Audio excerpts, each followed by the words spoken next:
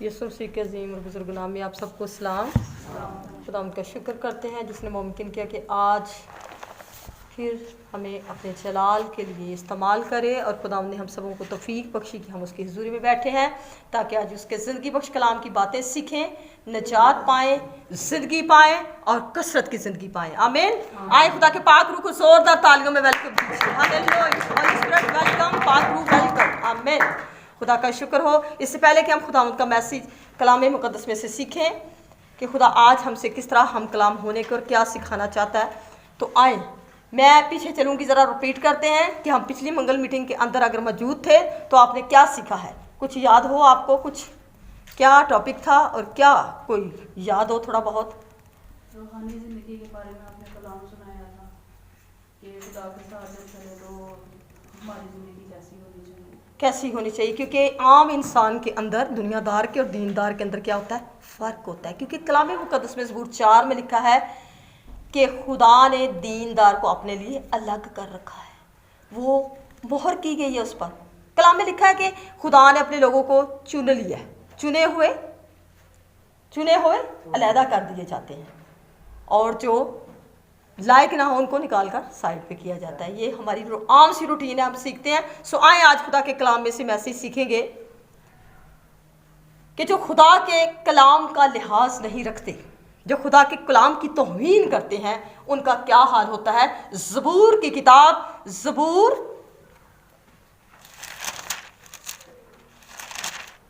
119 और उसकी आयत नंबर 118 और 119 दो आयात खुदा के कलाम मुक़द्दस में से सीखेंगे। सो बुलंद आवाज़ के साथ, जिसको खुदा का रूह चाहता है उभारे कि वो स्टडी में हमारी मदद करे, तो आए खुदा के कलाम को सीखने के लिए आवाज़ को बुलंद करें और खुदा के कलाम को पढ़ें। ज़बूर 119 और उसकी आयत नंबर 118 है।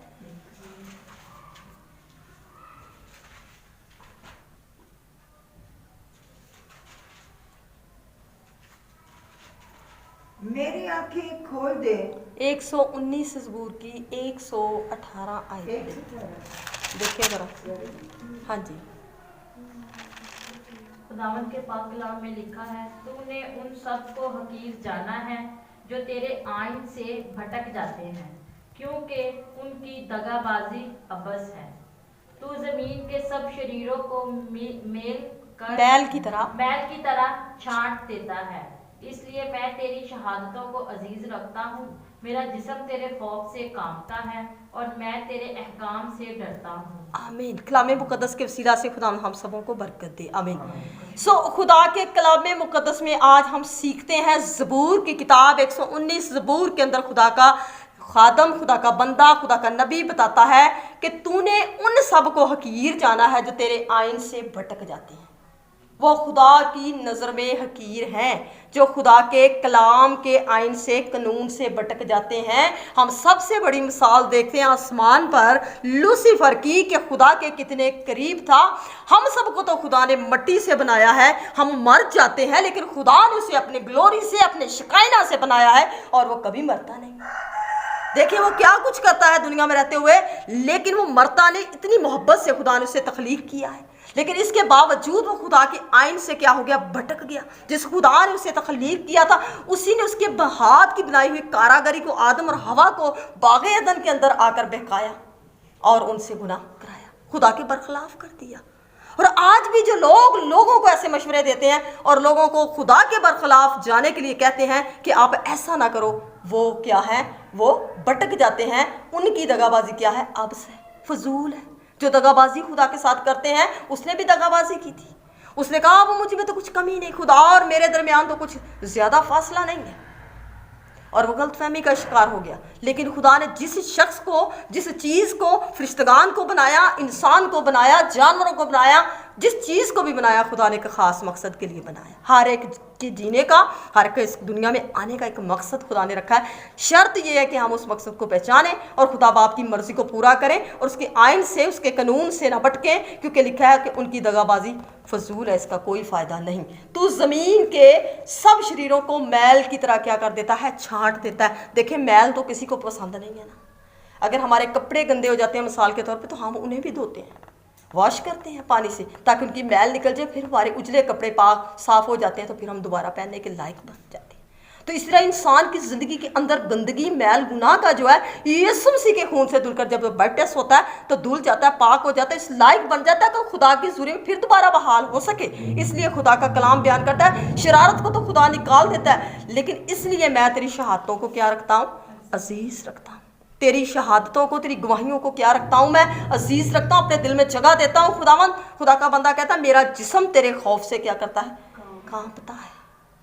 क्या कभी हम गौर करें अपनी लाइफ पर कि अगर हम कहीं बदी पर जा रहे हैं, बदी की राह पर जा रहे हैं, कभी हम अपनी ज़िंदगी में से कुछ ऐसा गलत करने जा रहे हैं, मुंह से गलत अल्फाज निकालें, तो क्या हम कभी कांपे हैं?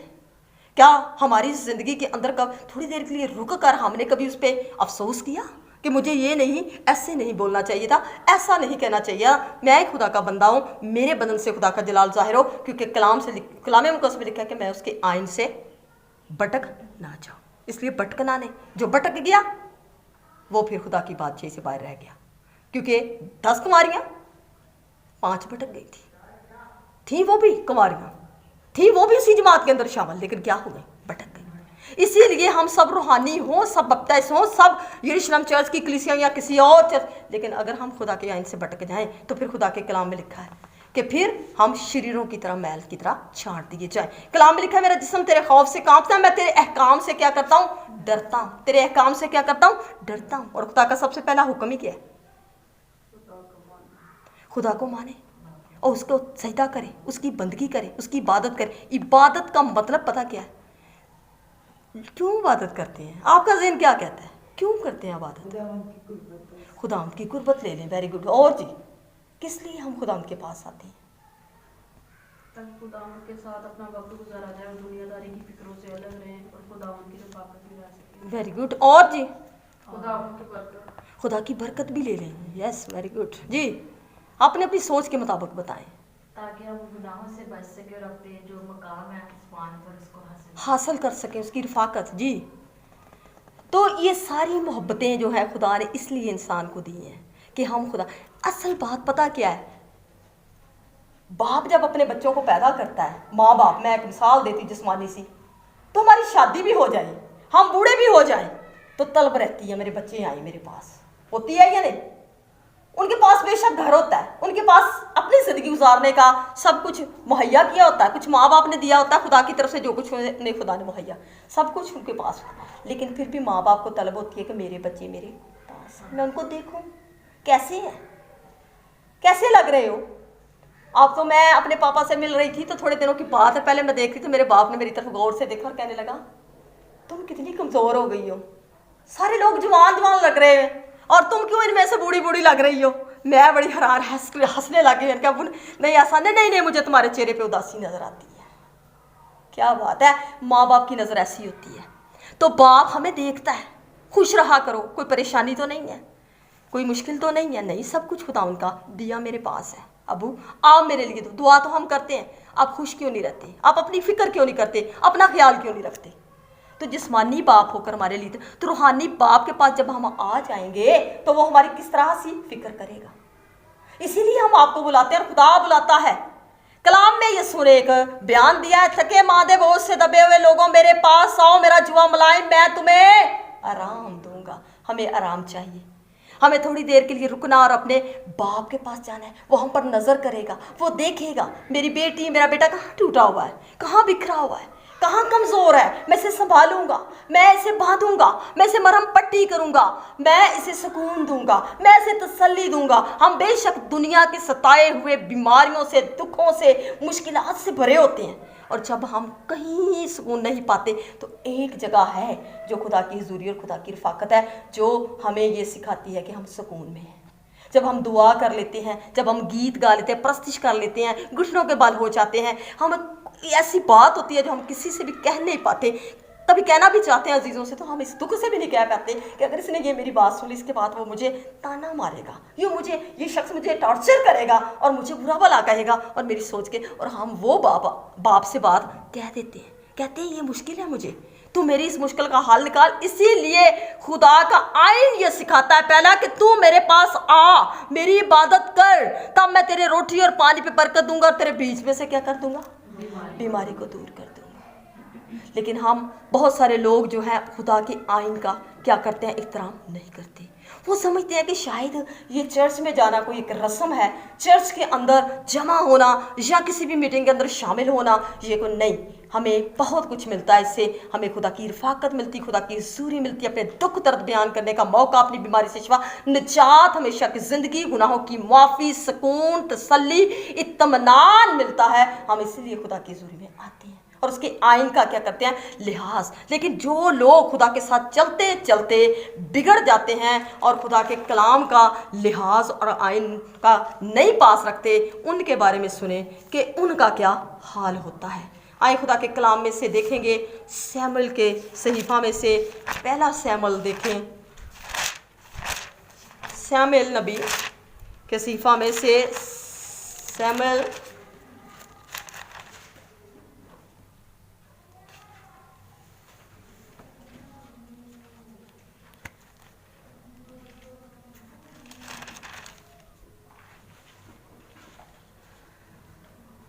देखते हैं कि सैमुएल को खुदा ने कहा कि तू जंग करने के लिए जा, लेकिन सैमुएल नबी जो था वो जंग करने के लिए गया है, लेकिन उसने क्या किया कि उसने खुदा के हुक्म की क्या की, पासदारी ना की। तो लिखा है खुदा के कलाम में, सैमुएल 7 बाब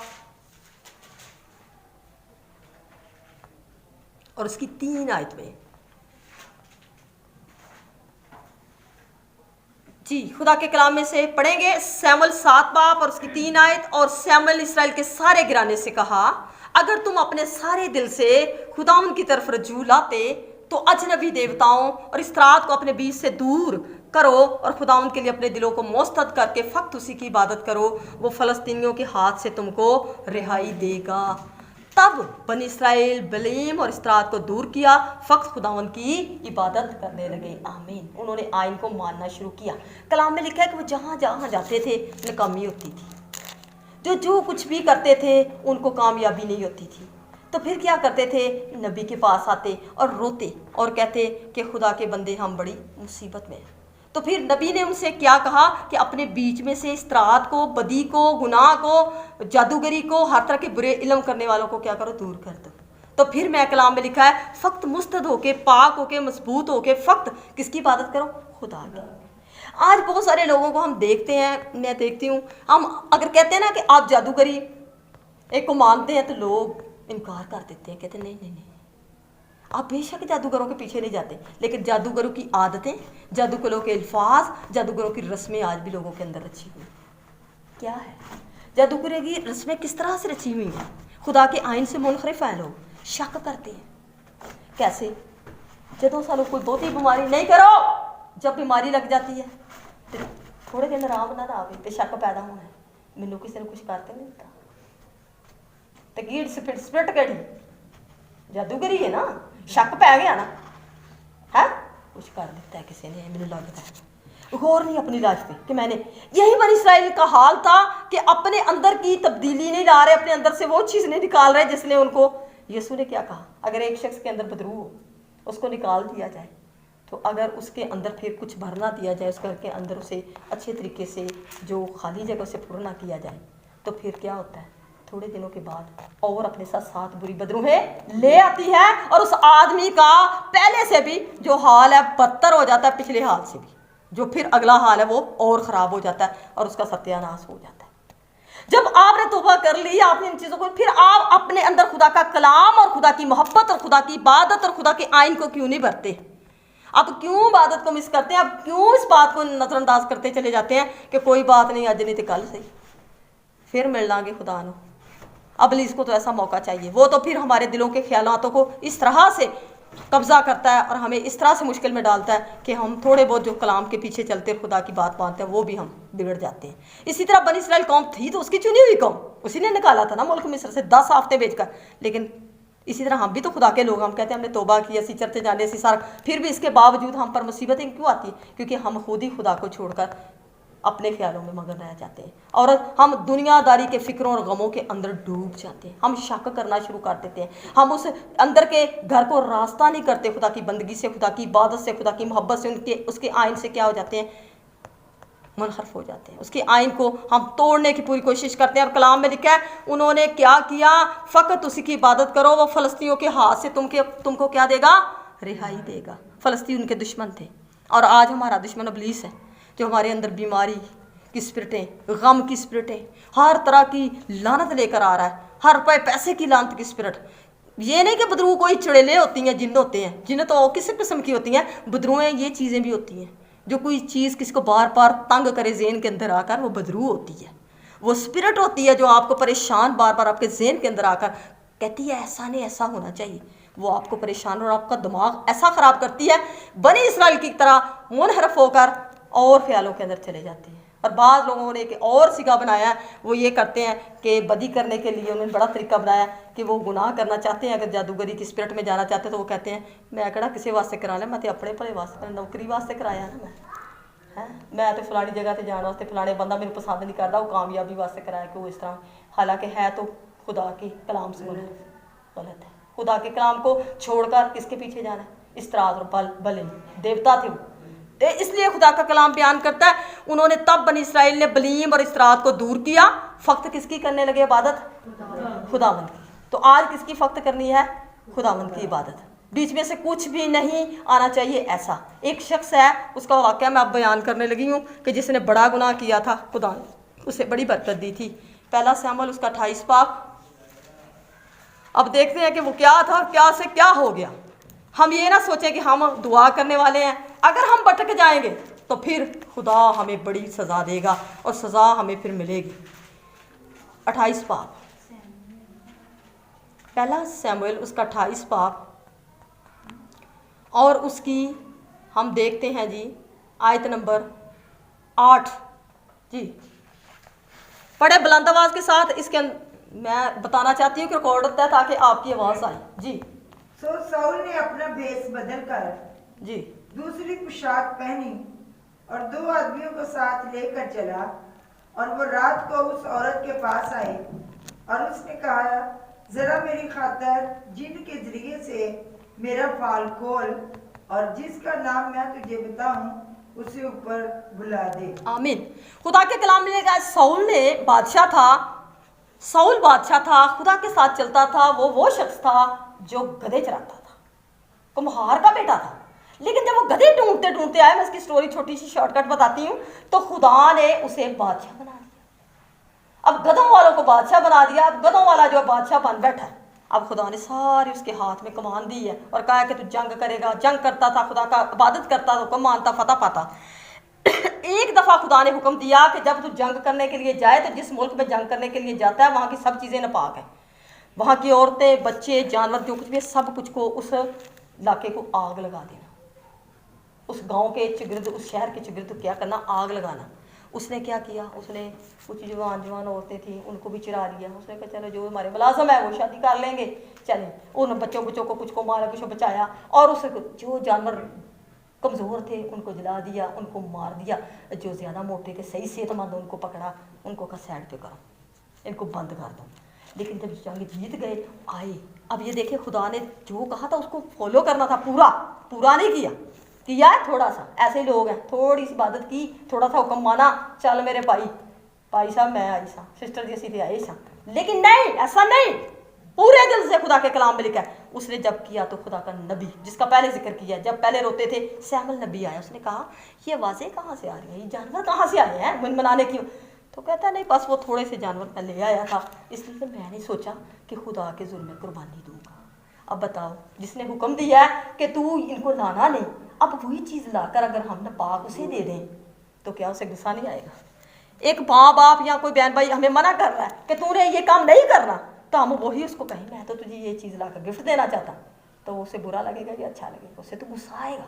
खुदा ने कहा ये तो और नापाक चीज़ तू मेरे मत पापा लाएगा। खुदा ने कहा कि आज से मैं इसकी बादशाही छीन लूँगा। बादशाह मैंने इसे बनाया था, इसने मेरे हुक्म की, अगर ये बादशाह मेरा हुक्म नहीं मानेगा तो इसकी रियाया कैसे मेरा हुक्म मानेगी? और खुदा ने कहा इसका सज़ा होगी और तेरी बादशाही तुझसे छीन ली जाएगी। अब वो भागा, उसने कहा कि मैं न भाग कर नबी को पकड़ता हूँ। उसने नबी का जब जब्बा पकड़ा, खुदा का कलाम बयान करता उसका चोगा, तो वो फट गया। फट कर उसके हाथ में आकर उसने कहा ये क्या?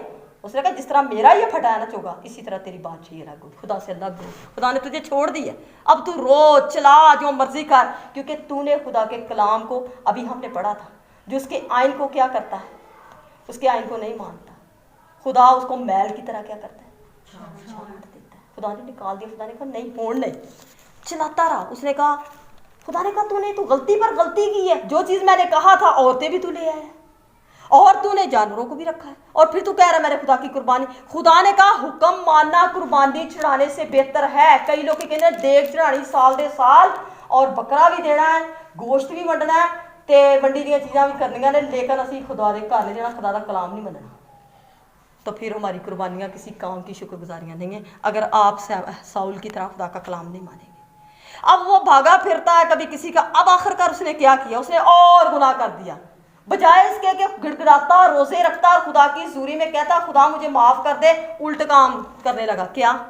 उसने एक जादूगरनी औरत के पास गया, बेस बदल कर, बादशाह, उसने कपड़े बदल के फकीरों वाले बना ले, फटे हुए पुराने पहन लिए आम इंसानों जैसे, तो मुंह ढांप के चला रात के पहरे, रात के अंधेरे में, और कहता है रात को औरत के पास आए। उसने कहा ज़रा मेरी खातर जिन्न को, वो जिन्नात की आशना थी, उस पर जिन्न आया करते थे। उस औरत को कहता है मेरे लिए फाल निकाल। आज भी लोगों को बड़ी आदत है, मेरा हाथ थे वेच ले, फालगिरी की बड़ी आदत है। मेरी जिंदगी जगह के की होने वाला है, आदत पड़ी हुई है लोगों को, इसने भी फालगिरी की है। इसने कहा फाल कट पता कर, मैंने हूँ फिर समझ नहीं आती, खुदा मैंने जवाब नहीं देता, नबी मेरी गल नहीं सुनता, क्योंकि वो तो नाराज़ हो चुके थे। बजाय इसके कि वो माफ़ी मांगता, घुटनों के बल हो जाता, उसने वो दूसरा तरीका इख्तियार कर दिया, उसने जादूगरनी को पकड़ लिया। अब जादूगरनी, तब उस औरत ने उससे कहा देख तू जानता है। अब औरत का जवाब सुने, औरत का ईमान कैसा है, उसके ऊपर तो जिन्न आता है, लेकिन फिर भी उसने क्या कहा, तू जानता है साउल ने क्या किया, उसने जिन्नात के आशनाओं फसूनगरों को मुल्क से, पहले ही यही बादशाह था जिसने हुक्म दिया था कि अगर किसी को मैंने जादू करते इस मुल्क में पकड़ लिया तो उसको मैं गर्दन उतार दूंगा। यही बादशाह कह रहा है। अब जब वक्त पड़ा है तो खुद ही बदल गया और खुद जादूगरों को ढूंढता है। अब औरत ने कहा कि मैंने नहीं फाल निकालनी, मैंने नहीं कोई जवाब देना, क्योंकि बादशाह की पाबंदी है, वो तो खुदा का हुक्म नहीं मान रहा। तो ये औरत जादूगर होने के बावजूद उसके ऊपर बेशक जिन्न आता है, उसने कहा मैंने नहीं फाल निकालनी, मैंने तुझे कुछ हाल नहीं बताना। लेकिन उसने क्या किया, तो बस तू क्यों मेरी जान के लिए फंदा लगाता है ताकि मुझे मरवा डाले। उसने कहा भाई मैं मर जाऊंगी। बादशाह ने मन, अब वो इसलिए कपड़े बदल के आया था, इसलिए रात के अंधेरे में बेस बदल के आया था कि मैं अपनी फाल निकलवाऊं, इस जादूगरनी से कुछ पता लगवा लूं कि मेरे साथ होने वाला क्या है। जबकि नबी ने तो पहले कह दिया था कि खुदा तुझसे जुदा हो गया, अब खुदा तेरे साथ नहीं रहेगा, तू बर्बाद हो गया। लेकिन वो नहीं मान रहा। फिर खुदा के कलाम में लिखा है, तब साउल ने खुदा उनकी कसम खाकर कहा, खुदा उनकी हयात की कसम, इस बात के लिए तुझे कोई सज़ा नहीं दी जाएगी। तब उस औरत ने कहा मैं किसको तेरे लिए ऊपर बुला दूँ। अब उस औरत को उसने कसम देकर कहा, कसम किसी को नहीं पता लगेगा, ये तेरी गल मेरे दरम्यान है, तेरे दरम्यान किसी को, लोग जो किसी को मतलब है इंज ही कहेंगे बाबा जी गल तुहाडी मेरी, गवांढी नहीं पता लगना, मेरे बंदे नहीं पता लगना चाहिए, बुढ़ी नहीं पता लगना चाहिए। ऐ चक्कर चलाते लोग, ऐसे कहते हैं ना, वो भी उसको कह रहा है बेशक किसी को नहीं पता चलेगा, कसम देता हूँ खुदा की, और खुदा के कलाम में लिखा है नहीं सजा दी जाएगी। तब उस औरत ने कहा मैं किसके लिए, अब उसने कहा बता मैं किसकी रूह को बुलाऊं। उसने कहा सैमुअल नबी की रूह को बुला दे, नीचे से पताल से बुला, मेरे साथ बात करे। खुदा का कलाम बयान करता है। फिर इसकी आयत देखें 15। सैमुअल ने साउल से कहा तूने मुझे क्यों बेचैन किया, मुझे ऊपर बुलवाया। साउल ने जवाब दिया मैं सख्त परेशान हूँ क्योंकि फ़लस्तीन मुझसे लड़ते हैं, खुदा मुझसे अलग हो गया और ना तो नबियों ना ख्वाबों के वसीला से मुझे जवाब देता है, इसलिए मैंने तुझे बुलाया था ताकि तू मुझे बताए कि मैं क्या करूँ। अब इतना बेवकूफ़ी की हद है कि खुदा जब तेरी दुआ को नहीं सुन रहा, खुदा तेरी तरफ तवज्जो नहीं, अब तू उसकी रूह को बुलाकर क्या करेगा, क्या वो तुझे बताएगा। तो उसने कहा कोई जवाब नहीं मुझे आता। बजाय इसकी कि वो शर्मिंदगी उठाता, बजाय इसके अपने गुनाह का इकरार करता, माफ़ी मांगता और कहता खुदा मुझसे गुनाह है, इकरार नहीं कर रहा तो आगे आगे भाग रहा है। आज के इंसान की भी यही फितरत, यही शिरिश्ता है कि वो बजाय इसके कि अपनी कमज़ोरी को समझे और अपनी गलती का इकरार करके उसकी माफ़ी मांगे, बल्कि आगे आगे भागता है। नहीं ऐसे चर्चो राम आए तो दूजे पादरी को, तीजे को तुझे को नहीं, चौथे को तो नहीं, तो फिर नहीं हद होगी, चल फिर किसी फालगीर को चले जा। ऐसा ही है, लोग अपने गौर नहीं करते गुनाह पर कि कहाँ मैं गिरा हूँ। कलाम में लिखा बस तौबा कर और तू जान पहचान के कहाँ से गिरा, ताकि तू बहाल हो जाए। इसने भी ऐसा ही किया। और वो शख्स जो एक दिन खुदा की मर्जी के मुताबिक चलता गधे चराने वाला बादशाह बन गया, जब बादशाह बन गया अब बादशाही छिन गई है, तो अब खुदा के वही बरखिलाफ हो गया, वही जिन्नों और जिन्नात के आशनाओं के साथ ताल्लुक बना बैठा है। और खुदा को ये बात क्या आई, नापसंद, और खुदा को गुस्सा आया। तो खुदा के कलाम में लिखा है कि एक दिन के अंदर खुदा ने नबी की मार्फत ये फरमाया था, जंग होगी, तू और तेरे दोनों बेटे जंग के अंदर तलवार से कत्ल किए जाएंगे, तुम्हारे तीनों की लाशें दरख्तों पर टांगी जाएंगी, ये तुम्हारी तीनों की सजा होगी, तेरी और तेरे बच्चों की। बाप दादा की बदकारी की सजा डेवलप होती है, आगे ट्रांसफ़र होती है नस्ल के अंदर। इसलिए तौबा करके अपने बच्चों की तरबियत करना भी ज़रूरी है। और ये साउल की वजह से उसकी औलाद को भी, उसके बेटे जवान थे, शादीशुदा थे, और वो तीनों एक दिन मरे थे। ये सज़ा मिली थी उसको जादूगरों के पास जाने की।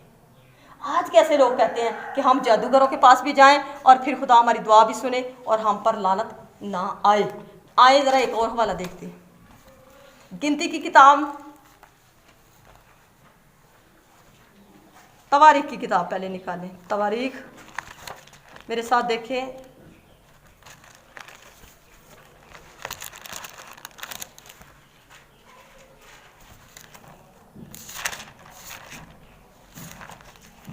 तवारीख में से कि एक बादशाह है जो बदी कर रहा है, वो भी बादशाह है, खुदा ने उसे बरकत दी है, लेकिन इसके बावजूद वो क्या कर रहा है, बदी कर रहा है। इसलिए बदी की सज़ा, लानत की सज़ा इंसान को ज़रूर मिलती है, चाहे वो बादशाह हो, चाहे वो नबी हो, चाहे वो कोई हो। दूसरा तवारीख उसका 26 बाब और उसकी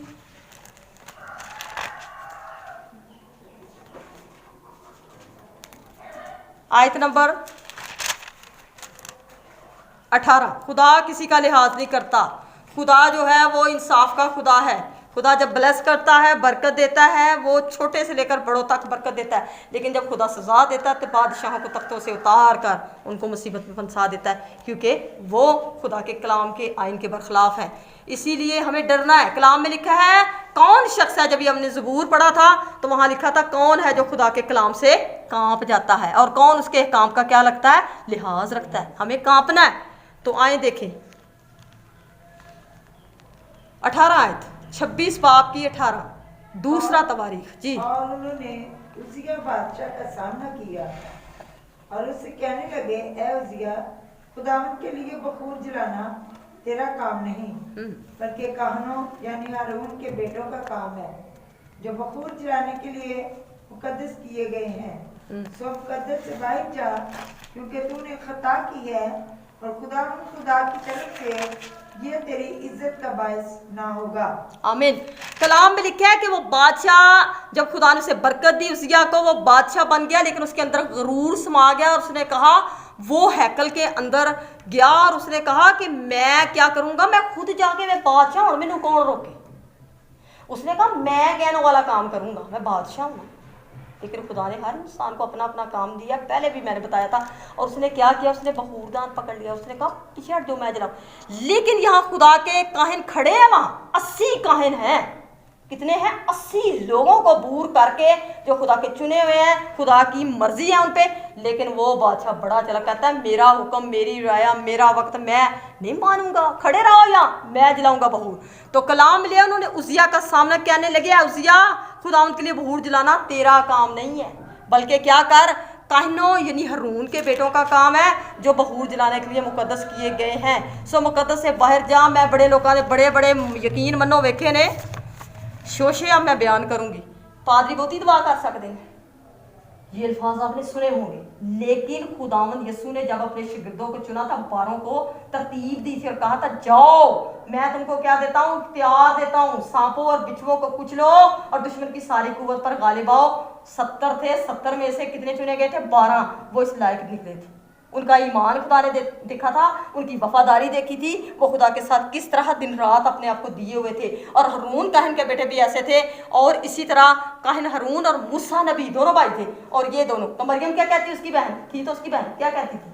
रूस की किताब कहती है मूसा ने खुदा बहुत करना था, तो क्या हुआ था उसके साथ? उसको भी उसको सजा मिली, उसको उसी टाइम कोढ़ की बीमारी हो गई थी और 7 दिन तक फिर भी माफी मांगी गई, लेकिन 7 दिन तक कोढ़ जारी रहा।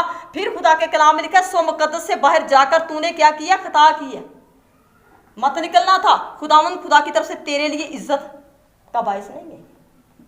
ये पेशन गोई पहले सैमुएल ने साउल के लिए की थी, नबी था, उसने कहा था अब तेरे साथ खुदा नहीं है। अब इसके लिए उजिया बादशाह के लिए हरून काहिन और 80 काहिनों ने की। तब उजिया का गुस्सा, बजाय इसकी के बात को समझे, गुस्सा गुस्सा, लोग अकल से नहीं चलते बल्कि कहे अपने गरूर से। तो तब उजिया गुस्सा हुआ और बखूर जलाने को बखूरदान अपने हाथ में लिए हुए था। जब वो कहनों को बुरा भला कह रहा है, झुंझला रहा है, तो कहनों के सामने खुदा उनके घर के अंदर बखूर की कुर्बानगाह के पास उसके पिशानी पर क्या फूट निकला? कोढ़। उसी वक्त फौरन सजा मिलती थी, अब तो सजा नहीं मिलती। क्यों? खुदा का बेटा फजल, वो कहता चल 1 दफा माफी, 2 दफा माफी, 7 नहीं बल्कि कितनी दफा? 70। कितनी दफा? 70 वरा भी माफी। गलती पे गलती कर ले, 70 वरा भी माफी। कितनी कैसी खूबसूरत बात है, 70 मर्तबा माफी। तो इसके बावजूद भी फिर मर्दे दम तक कोई ना मंगे माफी, तो फिर क्या होगा? फिर मौत, रोना और दांत का पीसना। माफी माफी। अगर फिर भी माफी का कोई तलबगार ना हो, तो कलाम में लिखा है, और सरदार कहन उजिया सब कहनों ने इस पर नजर की और क्या देखा कि उसकी पेशानी पर कोढ़ निकला। सो उन्होंने उसे जल्द से वहां से निकाला, बल्कि खुद भी बाहर जाने में जल्दी की, क्योंकि खुदावंद की मार उस पर पड़ी थी। किसकी मार पड़ गई? तो ये एक मिसाल देते हैं, रब की लाठी क्या है? बेआवाज है। आवाज किसी को नहीं आती, लेकिन जो होना है हो जाता है। इसीलिए खुदा से क्या करना चाहिए? डरना चाहिए, कांपना चाहिए। बंदगी अगर आप करते हैं, आप इबादत करते हैं, तो इबादत करते चले जाए। खुदा के कलाम में लिखा है, जो रास्तबाज है वो रास्तबाजी करता चला जाएगा, और जो गुनाहगार है वो गुनाह में पड़ा पड़ा मर ही जाएगा, तौबा नहीं करेगा। ऐसा ही है, लोग नहीं बदलते। लोग बदलने की कोशिश भी करें तो उल्टा कलाम में लिखा है, सुच्चे मोती सूरों के आगे मत डालो, ऐसा ना हो कि वो तुमको पलट कर फाड़े और रौंदे। ऐसा ही, ऐसी बिल्कुल जो खुदा ने कलाम में मिसालें हमें पेश की हैं, यीशु मसीह ने दिया हमें कलाम, वो बिल्कुल ऐसा ही है। इसीलिए हमें खुदा के कलाम से मुनहरफ नहीं होना। किस हाल में भी हम हों, हमने खुदा के साथ रहना है। आप पिछले दिनों में रसूलों के बारे में सीख रहे थे। अगर रसूलों के पास बरकत थी तो रसूलों को इख्तियार भी था, लेकिन रसूलों को ये इख्तियार नहीं था कि कोई बंदा गलत करे तो रसूल ने कहा चल फिर जमीन से भस्म हो जाओ। तो खुदा यीशु ने की किया, मैं तेन ये रूट नहीं देती कि तू ना सारे मार दे। ये इंसाफ करना मेरा काम है। मैंने सिर्फ तुझे मुकर्रर किया कि तू इख्तियार के साथ इनके लिए शफा और दुआ और मुनाजात कर, इनके लिए मनादी करके तौबा करे। रसूलों के पास इख्तियार सारा ही था, लेकिन गलत इख्तियार इस्तेमाल नहीं कर सकते। खुदा क्योंकि गलत करता नहीं, खुदा रहम से भरा है, खुदा लेकिन मुजरम को वो हरगिज बरी नहीं करता। जो अकड़ जाता है उसके सामने गरूर से भर जाता है, जो अपने आप को खाली नहीं करता, झुकता नहीं है और कहता है कि खुदा, यहाँ तक मैंने लोगों से सुना है कि गुनाह अपना है, बदी अपनी है, तो इल्ज़ाम किस पे देते हैं? कैसे कहते हैं? खुदा दी मदद खुदा ने किया। खुदा ने पता नहीं किस तरह पसंद है कि साढ़े घर वाल ध्यान हो गया, साड़ी मुश्किल आसान नहीं, साढ़े बच्चों ते साढ़े ते बीमारी आफ, साढ़े हालात ठीक नहीं। खुदा ने कभी ये कहा खुदा मैं गलत हूँ, मेरा घराना गलत है, पीछे हम क्या करते आए हैं, आज मैं और मेरे बच्चे क्या कर रहे हैं, हम क्या कर रहे हैं, खुदा हम घुटनों के बल होकर आए, हम दुआ करें, झुकें, डरें और कांपे, उसके काम का लिहाज रखें, इबादत करें, मत्था रगड़ें और खुदा को कहें हन्ना किन्नी बड़ा मत्था रगड़ दी। सैमुएल उसे पागल कहता, ओ सॉरी एली कहन कहता है शायद नशे में है, बेवकूफ़ औरत है, पता नहीं इसको क्या है, इसका दिमाग ही ठीक नहीं है, जब से आती सिसकियाँ बरती रोती है, पता तो नहीं, लेकिन उसको तो खबर ही नहीं। तो एक दिन आ गया ना कि खुदा को उसने मना लिया। खुदा को मनाने के लिए इंसान को सच्चे दिल के साथ, पक्कीज़गी के साथ अपने आप को बनाना है। ये नहीं बगैर किसी भी का फिक्र किए हमें खुदा को मनाना है। हमें कहना है कि खुदा मैंने अपने आप को खाली किया। और खुदा के कलाम में लिखा है कि हम दगाबाजी जो करते हैं, अभी ज़बूर में पढ़ रहे थे, अबस है, फजूल है, दगा कर नहीं सकते। दिल के अंदर जो चल रहा है खुदा को पता है, ज़हन के अंदर जो चल रहा है खुदा को पता है। कैसे दगा खाली करके अपने आप को यकीन कर ले कि जो मैंने मांगा है वो मिल गया या मिल जाएगा। लेकिन ये नहीं कहना कि मैंने बड़ी दुआ की है और अब मेरा नहीं कुछ बनता तो चलो आप जादूगरों की तरफ चले, साउल की तरह, नहीं तो बर्बाद हो जाएंगे, उजिया की तरह, नहीं तो बर्बाद हो जाएंगे। इसलिए खुदा का कलाम मुझे और आपको सिखाता है कि हमें खुदा के कलाम का क्या करना है, लिहाज रखना है। जब हम जिस तरह से आपको कलाम खुदा के खादमीन सुनाते हैं, सिखाते हैं, आपको उसी तरह से अमल करना है, यकीन करना है। जो कुछ हम आपको बोलेंगे, जो कुछ आप कहेंगे खुदा से, हम सब मिलकर कहेंगे, खुदा आपके लिए वो कर देगा, हो जाएगा। जहाँ कुछ वक्त के लिए कुछ नहीं हो रहा तो वो मेरे लिए और आपके लिए मुनासिब नहीं है, वो ज़रूरी ही नहीं है, इसलिए खुदा ऐसा करता है। तो मेरे अजीज़ों, खुदा का कलाम हमें ये बताता है कि हमें खुदा के कलाम का लिहाज करना है, उसके आइन का, और वरना खुदा शरीरों को मैल की तरह क्या कर देगा, छांट देगा। मुबारक है वो इंसान जिसके कलाम से डर जाता और कांपता और उसके काम का क्या रखता है, लिहाज रखता है। सो आए हम खुदा के कलाम का लिहाज रखें और 30 गुना, 60 गुना, 100 गुना फल पाएं, यीशु के नाम से आमीन। खुदा का शुक्र हो। सो आए अपनी आंखें बंद करें, खुदा के हुजूर झुके और लश्करों के खुदा के हुजूर दुआ करेंगे। Hallelujah, hallelujah, hallelujah. खुदा तेरा शुक्र है, यीशु के नाम की तारीफ। हालेलुया। काबिल मुतरीफ खुदा, कदूस कदूस मेहरबान जिंदा आसमानी बाप, डरते और कांपते हुए नहायत आजिज़ी के साथ हलीम फरोतन होकर तेरी शुक्रगुजारी करते हैं खुदा तेरे कलाम के लिए कि खुदा तेरा कलाम हमें दुनिया की चीज़ें और बरकतें ही नहीं बल्कि अबदी ज़िंदगी देना चाहता है।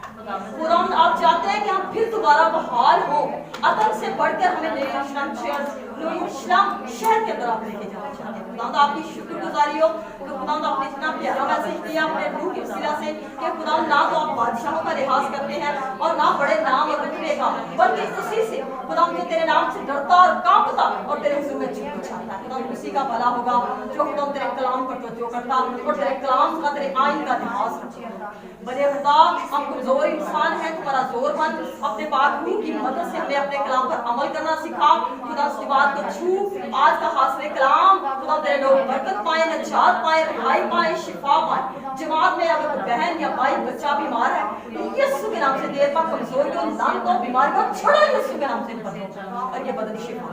अगर किसी किस्म के स्पिरिट तेरे लोगों को तंग करते हैं तो यीशु के नाम से किसी अगर किसी किस्म की नीड है, इनकी मुराद है, तो किसी यीशु के नाम से वो भी पूरी हो जाए। खुदा हम सब पर रहम कर, हम सबकी मदद कर, हम सबको खुदा हर लानत से पाक कर। जो बेरोजगार है खुदा उनको रोजगार बख्श, खुदा जो बेऔलाद है उनको औलाद बख्श, जिंदा खुदा जो गम में डूबे हैं उनको तसल्ली बख्श खुदा। और जो लोग तेरे कलाम से तुरंत तेरे नजदीक आते और खुदा के जदी स्पिरिटों के अंदर टुकड़े चुके हैं, यीशु के नाम से उनके बंदर उठ चुके खुले और आजाद। ऐसे खुदा हम सब पर मेहरबानी कर, अपनी बेटियों पर, अपने बच्चों पर रहम कर, इनके घरानों को, इनके खानदानों को बरकत दे और खुदा के घराने, इनके खानदान आज के कलाम के वसीला से, इनके वसीला से बच जाए। जितनी जाने आज तेरा कलाम सीख चुकी है इन सबको ब्लेस कर खुदा, इनको बड़ी बरकत दे। ये तेरे लोग हैं, तेरा बंदा कहता मुबारक तेरे घर दे सब रहने वाले, सना तेरी उन्होंने मुंह में सदा है। खुदा तू लश्करों का खुदा, तुम्हारा लश्करों का खुदा जिंदा खुदा है। हम तेरी शुक्रगुजारी करते, डरते और कांपते अपनी गलती, गुनाहों, खताओं का, कमजोरियों का इकरार करते हैं। हम सब पर रहम फरमा, हमें माफ फरमा। हम अगर बातों में कहीं खता कर गए हैं, हमारे मुंह से कोई गलत अल्फाज निकले जो तुझे नापसंद गुजरे, अगर कोई बुरा ख्याल हमारे ज़हन के अंदर आया तो खुदा हम सबको माफ कर दे, हमें बहाल कर दे, भर के लोगों से धोकर पाक कर दे। खुदा मेहरबानी फरमा, माफ होना चाहते हैं तेरे लोगों के दिल के अंदर जो है, ज़हनों के अंदर है, खुदा तेरे हुजूर में रिक्वेस्ट रखते हैं सब की दुआओं को सुन, ताकि तेरे लोग आने वाले दिनों में तेरी गवाही दें और तेरे यीशु नाम को जलाल मिले। आज का सारा ऑनर, सारा जलाल यीशु नाम को मिले। हम खुदा की शुक्रगुजारी करते मांग कर पाते हैं मसीह यीशु के नाम से, आमीन। खुदा ने सिखाया, ऐ हमारे बाप तू जो आसमान पर है, तेरा नाम पाक माना जाए, तेरी बादशाही आए, तेरी मर्जी जैसे आसमान पर है, हमें रोज रोटी आज दे और जिस तरह अपने कर्जा को माफ करते हैं, हमारे कर्जा को माफ कर, हमें आज़माइश में न ले बल्कि बुराई से बचा, क्योंकि बादशाह